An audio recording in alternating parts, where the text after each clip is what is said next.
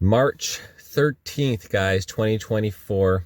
Trudeau, just like we saw Chrystia Freeland, the Wicked Witch of the West, Trudeau was flying around on his private jet, pushing out the carbon out of his ass and making us suffer for it at the same time. You know, don't do as I do, but do as I say. So together we're going to watch Trudeau's latest propaganda speech, guys, as my beard gets longer watching his lies. Reporting from Vegas, guys. So let's take it. I'll try to make it funny along the way if I can, and we'll see how much we can make it. We'll see how far we can make it, guys. Let's do it. So the question becomes, does anyone really think you can build a strong economy for the future without, at the same time, fighting climate change and being responsible about the environment? The fact is, you cannot. You can't have a plan for the economy if you don't have a plan to fight climate change. So then the question becomes, well, how do you fight climate change? There are a lot. Oh, please tell us, Mr. freaking Trudeau, how do you fight climate change with your taxing us to death? Yes, what have you done so far in your reign of terror for 8 years? Lots of different ways you can do it. You can bring in the heavy hand of regulations to force people to do different things. You can bring... Like you forced us to have vaccines with your crazy coercion, injuring, and beyond that, injuring, oh man, sensor tube. Let's stop there. In different incentives and subsidies and rewards to invest in companies that are actually doing the right kinds of things. But that all involves the heavy hand of government weighing. This is when Trudeau's getting his attitude. You know, he's starting to thrail his arms around. We've seen this character before. We've seen him before. This is when he's like, you're not going to get on a plane or a train unless you're vaccinated. That's what he's doing. In on how we're going to do that. I prefer a cleaner solution, a market-based solution of saying, you know what? If you're behaving in ways that are going to cause pollution, that is going to impact the whole community, we're going to tax you to death. We're going to put you in jail while I fly my private jet and Chrystia Freeland flies her private helicopter to go do a press conference such as this to give your little propaganda speech. Yeah. Do as I say, not as I do. You should pay for that pollution so the community then doesn't suffer the negative sides of it or have to clean it up on their own dime. That's what we do when people spewing water into wastewater from factories into streams. We say, no, you're going to have to clean that up. You're going to have to be responsible for the pollution you create. Well said, Trudeau. You should be responsible for the pollution and the genocide that you create.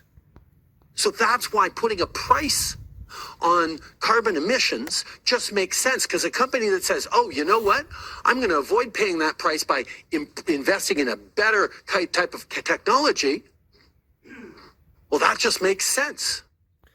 There is no better technology. See, you're not doing what you're actually preaching here right now, letting the market sort itself out with technology. No, you're forcing regulations on all these markets with these electric vehicles, which are not environmentally friendly whatsoever.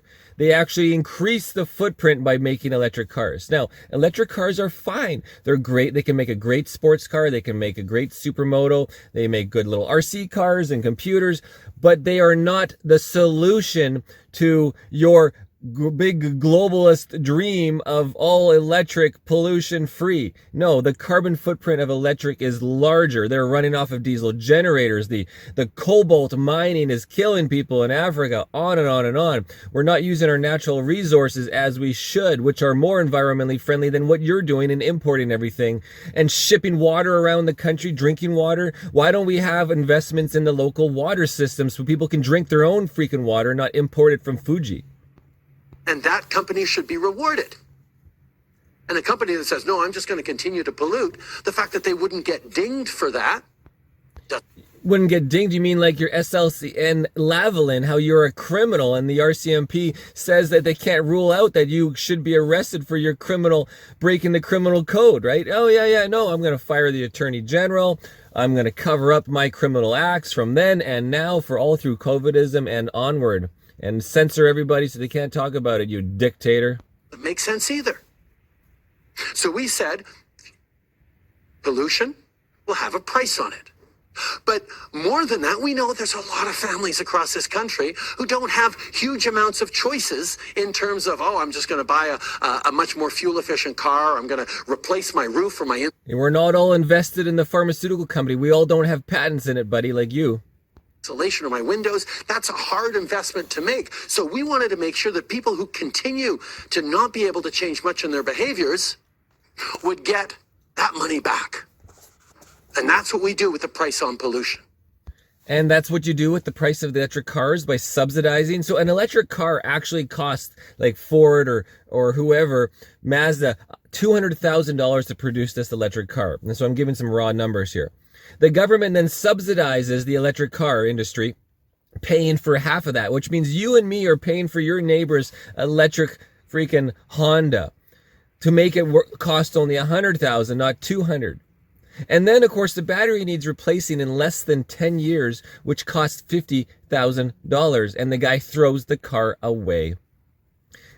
Regulation has never that I've seen improved any business. It has not improved the diesel market whatsoever. The regulations on the diesel market, whether from the CJ4 to the particulate filter to the DEF fluid, has made people have to change their oil more often. It's made the engines run hotter and get worse fuel mileage and break down sooner. Vehicles are in more repair. It is more garbage into the landfills. All these regulations have not improved anything whatsoever overall. People aren't keeping the vehicles as long. It's like back to like people used to repair their vacuums. No, you're incentivizing people to throw everything away and buy new. Get the new vacuum that's fuel efficient, that won't suck up anything. But think about a family that does decide, oh, okay, you know what, we can get a slightly smaller car, or we're going to replace our windows, we'll go for the slightly more fuel-efficient windows. Well, according to your Freeland deputy minister, she takes the bicycle and the train only. But then she forgot to mention that she takes a car barricade of SUV gas guzzlers after she gets off of her helicopter to get to BC, after she gets off the private plane to get to BC. Yeah, you're such a freaking hypocrite. Well, they actually get more money back because they're spending less on that price on pollution. So it's a logical way to do things, but yes, it does require putting a price on things right now so that we can set ourselves up for success in the future. And that's an easy thing for short-term policy. The only person setting themselves up for success in the future is you, Trudeau, with your freaking money laundering, your payouts, your illegal work. And Philip the coffee maker. Politicians, short-term thinker politicians, they say, oh, we'll get rid of the price. They don't talk about the fact that they're also going to get rid of that check, the Canada carbon rebate, that puts more money in the pockets of the vast majority. Oh my God, he just never stops. The carbon tax is taxing not just your gas at the pump, it's taxing the businesses at the pump, the businesses at their heating bill, the businesses for natural gas, everything. The cost to ship the lumber to the business to make the furniture is being taxed. The cost to manufacture the lumber is being taxed. The cost to get the wood from the trees on the trucks, the logging trucks, is being taxed. The machinery to rip out the trees is being taxed. The machinery to regrow the trees and replant is being taxed. The wood then to be manufactured and the businesses to run and heat the manufacturing of the tables and the chairs is being taxed. And then they're being taxed to ship it to the wholesaler. And then they're being taxed to ship it to the retailer. The carbon tax then becomes 5-10 times the one tax. And then you have to spend your extra double gas money to go and buy the chair and bring it home, and then your paycheck is taxed off of all of the income that you're making, going now, instead of like 10% or 5% going to gas, now literally 20% of your income is going to gas. And then the other 25% of your income is going to your mortgage if you're lucky. If not, you're losing 70% to gasoline taxes of Trudeau and the housing crisis of Trudeau and the food crisis of Trudeau. And what are you left with after all that? You're left with zero savings. In fact, a lot of people are going in debt. In fact, their housing, their mortgage debt is increasing. It is increasing. They're on a variable rate fixed interest. They're on a variable rate interest fixed payment mortgage, which means it's like, I have a fixed payment of say $3,000 a month. And before, it used to be $1,000 of that went to interest and $2,000 went to the principal. And now, because of Trudeau creating this whole disaster throughout his term here, with the Trudeau inflation and the housing crisis, now the banks can then, you know, the stupid bankers system of fractional banking that is killing the world, created by the bankers of the old world, right? The old Jewish bankers that set up the fractional banking, the Rothschilds of the world that set us up on a disaster streak. Now, the interest rate is 8% for your house and not 1.5% when everybody borrowed a massive amount of money of $1 million+ when nobody should be borrowing this type of money at these stupid interest rates, because it's all fake money. The bank lends out $10 million when there's only $1 million, as an example, or they lend out $10 billion when they actually only have investments of $1 billion. And then they're lending out make-believe currency. It's in thin air. I'll lend you $1 million that doesn't exist. And then you're paying interest to them on $1 million that doesn't exist. It's just like, a zero on fucking fairyland. And now these guys their $3,000 a month variable rate fixed payment is now $3,500 interest. And then the extra $500 gets topped onto their $1 million every month. And their $1 million loan is increasing. It's going to be $1.1 million by the end of the year. And then eventually the bank will be like, we're going to renew your mortgage.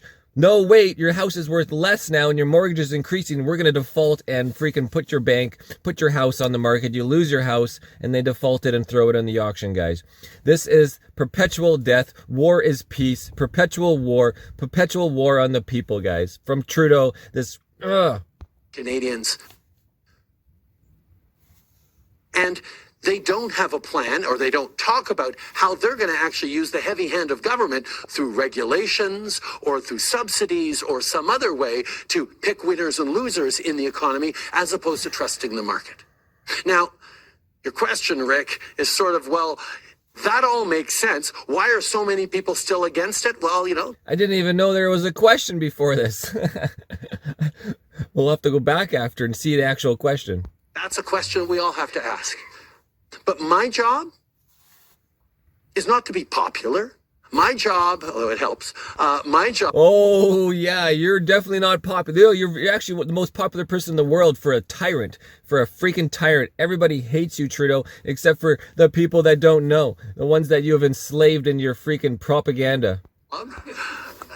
My job is to do the right things for Canada now, is not to be popular. My job, although it helps, my job is to do the right things for Canada now and do the right things for Canadians a generation from now. And that's what... If you think you're doing the right things, then let's have a freaking election, you piece of garbage. Freaking NDP and you piece of garbages. I've been focused on. And yeah, it's not always popular. But I know that doing the right things today that support people today, that deliver that better future a generation from now, 2 generations from now, is going to make a huge difference in the path we take forward. In regards to my... Okay, so what difference have you made? What have you done with taxing us to death so far? What strides, what advancements have you made, Trudeau? You have never done one thing. You've never even listed any benefit that you've done with your carbon credits. You're just taxing us and then sending it away for the freaking world, the military industrial complex. You know what, guys? This video is getting long. If we're going to watch any more, I need to take a break. Whoa, this is so... this is...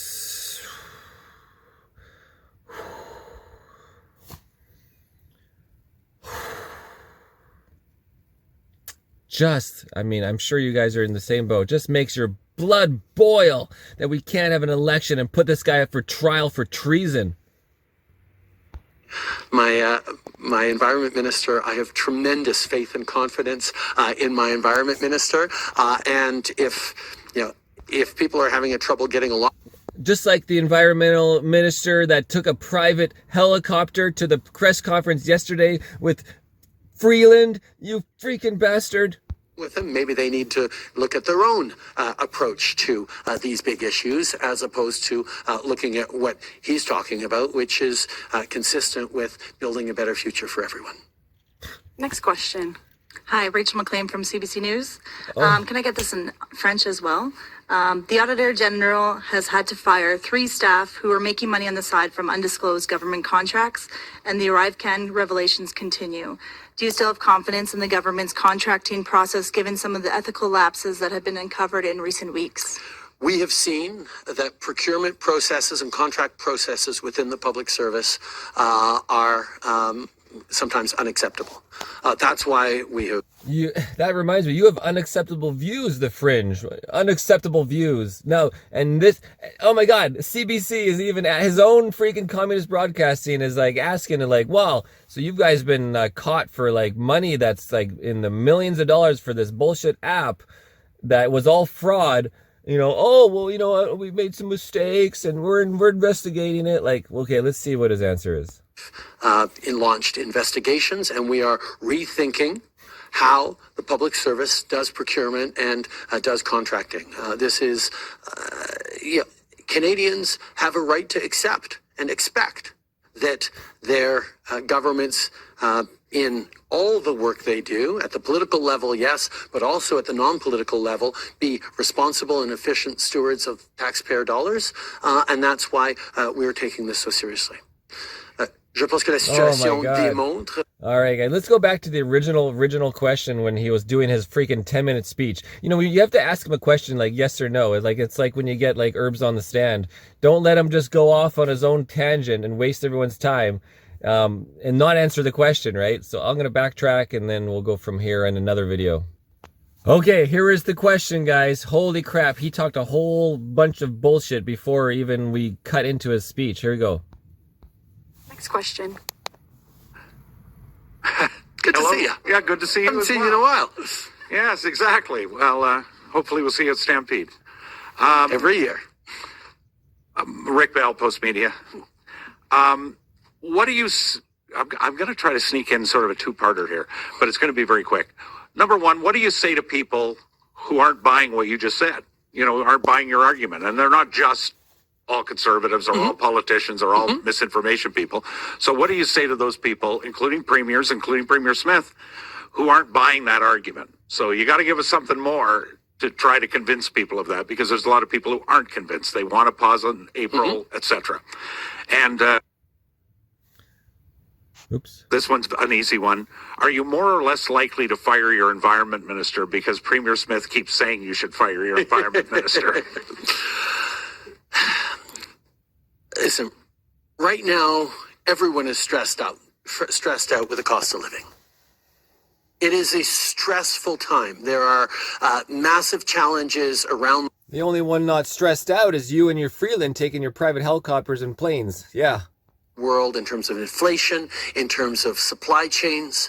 There are wars going on in a way that is putting more pressure on people and emotional angst on a whole bunch of people in every community. There is uncertainties. We're still in some ways recovering from the effects of the acute pandemic that we just had. We're dealing with, countries getting more protectionistic in a whole bunch of different ways. There are real challenges in the world right now. And one of the challenges everybody is seeing is climate change.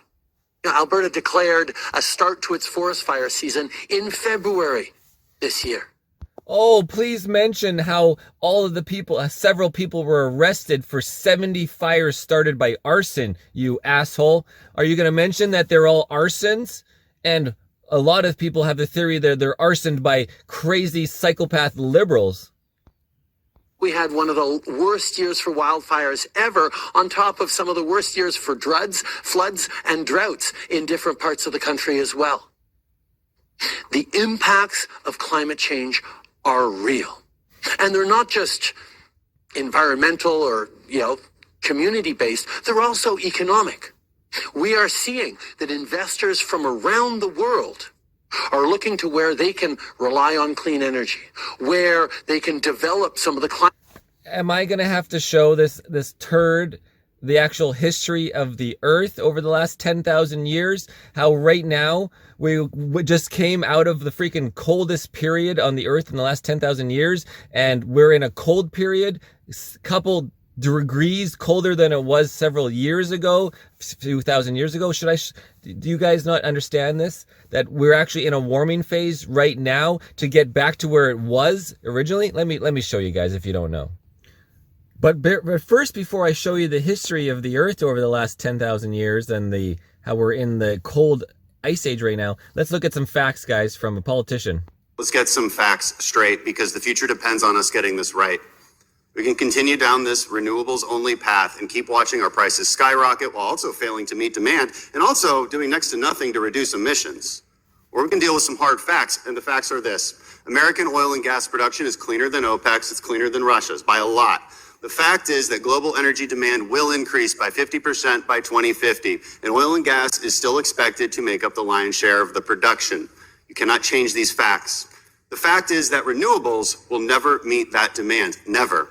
To meet the renewables only climate goals, you'd have to mine lithium 2,000% more. You'd have to mine indium 8,000% more. Cobalt production will need to grow 300 to 800% more.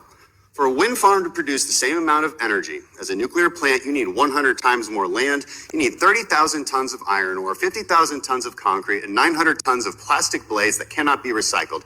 That is not green, and by the way, it also doesn't work when the wind stops blowing. And here's the most important fact. If American natural gas quadrupled in the next decade in exports, which is entirely possible according to industry experts, we would do something amazing. We would displace coal around the world. Here's another fact. About half of global emissions are from foreign coal. Displace that coal with cleaner gas and you reduce emissions 60%. And wow, just like that, you solve the energy crisis. And by the way, reduced emissions far, far more than the foolish $10 trillion Green New Deal ever could. By the way, to our witnesses, thank you for being here, taking abuse. But that's the argument you should be making. Instead of behaving like you have Stockholm Syndrome, like your civility to the radical environmentalists in Congress and this administration will one day get them to like you. They will never like you. Please stand up for your work, your employees, and your consumers.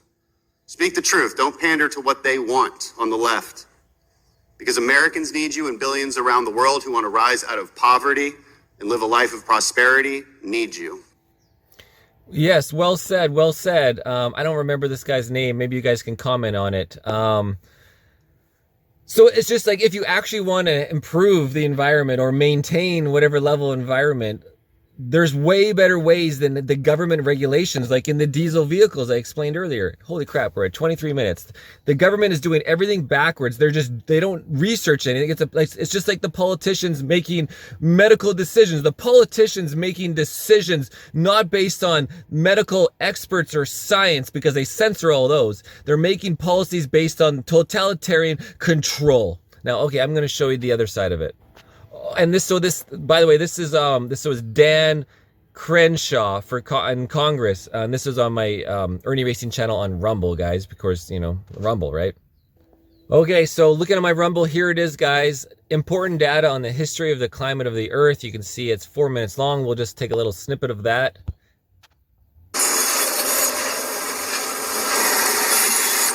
It bears the fingerprints of climatic conditions over more than 120,000 years. When we remove or drill the ice core, we leave a hole, and we insert a thermometer in the hole. We are able to map out the temperature through the 3-kilometer ice sheet.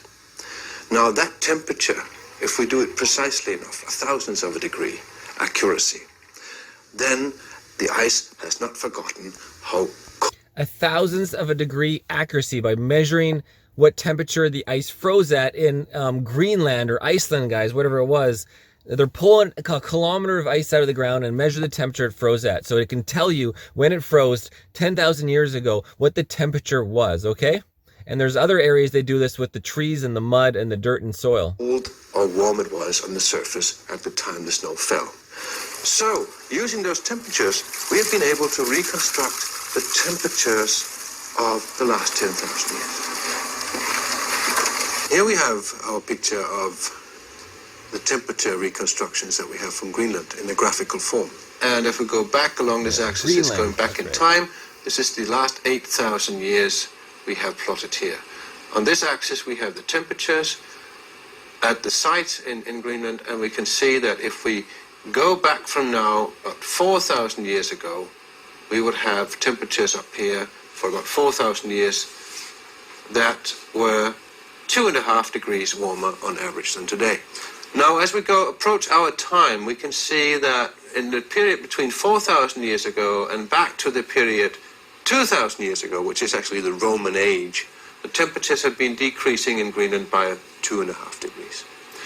Then the temperatures increased gradually up to a maximum point around the medieval warm period, we call it 1,000 years ago. And then temperatures declined and goes down to a minimum around 1650 AD, comes back up a little in the 18th century, and then around 1875 we have the lowest point in the last 8,000 years, right here, and that matches exactly the time when meteorological observations started. What he means is like, yeah, only 100 years ago has the weatherman meteorological analysis begun. So they're like, oh, it's warming up over the last 100 years, a half a degree. Well, let's look back. Like, the Earth didn't just start 100 years ago. The Civil War didn't even happen until like 1770 or something. And Canada wasn't even a country until when was the birth of Canada, guys? You know, 18 like freaking 36 or something. You think I should probably know that. But I know this. Like, this is it. This is so simple, guys. Other core samples from elsewhere in Greenland confirmed that the Little Ice Age ended about 140 years ago, at the coldest point in the last 10,000 years. So the coldest point in the Little Ice Age was just recently, guys. Just recent. And now we got to get back up to where it normally was, like, you know, like the warmer times. Natural pronounced alteration of warm and cold periods back in time has also been confirmed elsewhere in the Northern Hemisphere. Carbon-14 dating of organic matter from peat bogs and tree rings confirms the pattern. Damn. So do data from stalactite caves in China and measurements from North Africa. The problem is that and I agree completely that we have had a global temperature increase in the 20th century. Yes. But an increase from what? From what? Probably an increase from the lowest point we've had for the last 10,000 years. And this means that it will be very hard indeed to prove whether the increase of temperature in the 20th century was man-made or it's a natural variation. That will be very hard because we made ourselves an extremely poor experiment. We started to observe meteorology at the coldest spot in the last 10,000 years. Bam. Oh my God. Super simple, guys. Super simple. Oh yeah. Okay, guys. Holy crap. 30 minutes now. Hope if you're still there, make sure you share this with your friends. I mean, we covered a lot of topics of Trudeau, and there's more Trudeau. There's more questions, and I don't know if I have if I can take more of his bullshit propaganda, and neither should you. Irnieracing News, guys. Like, share, subscribe. Come on. Let's beat this bullshit algorithm. Irnieracing.